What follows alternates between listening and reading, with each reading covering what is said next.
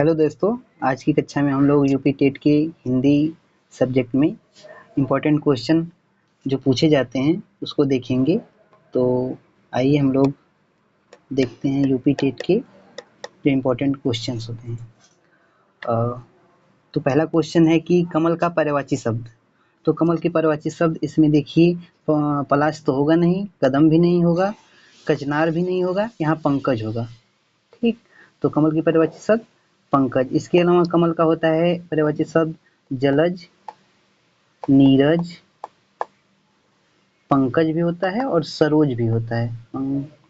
पंकज, सरोज।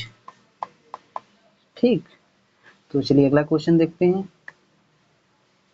9 2 11 होना मुहावरे का अर्थ। इसका मतलब हुआ कि 9 2 11 मतलब भाग जाना। हम लोग अक्सर देखते हैं कि 9 2 11 हो गया, वहां से कोई भाग जाना इसके संदर्भ में होगा। ठीक, अगला क्वेश्चन देखते हैं कि सत्य का विलोम शब्द है।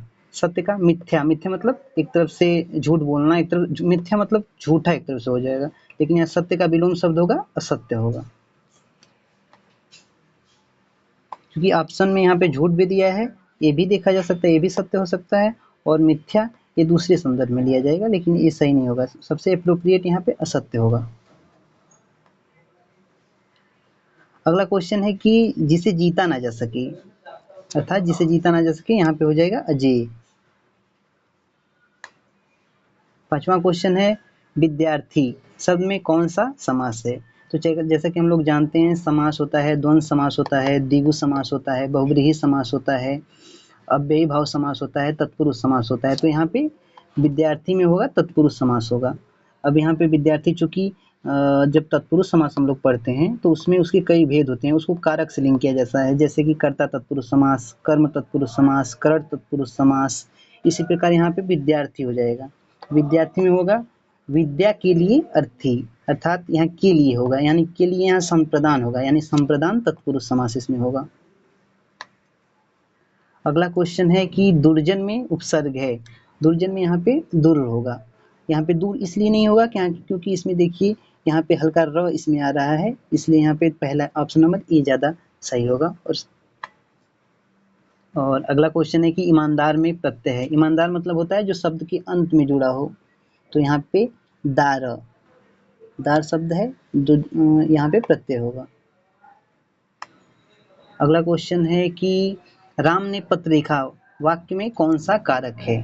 जैसा कि हम लोग जानते हैं कि कारक होता है कर्ता कारक, कर्म कारक, करण कारक, और उसकी चिन्ह होती है जैसे कर्ता ने, कर्म को, करण से। तो यहाँ पे कर्ता ने यानी राम ने, तो यहाँ पे ने शब्द है, तो इसका चूंकि ने जो चिन्ह होती है वो कर्ता के लिए यूज होती है, कर्ता कारक के लिए, तो इसलिए यहाँ पे क्या होगा, कर्ता कारक होगा।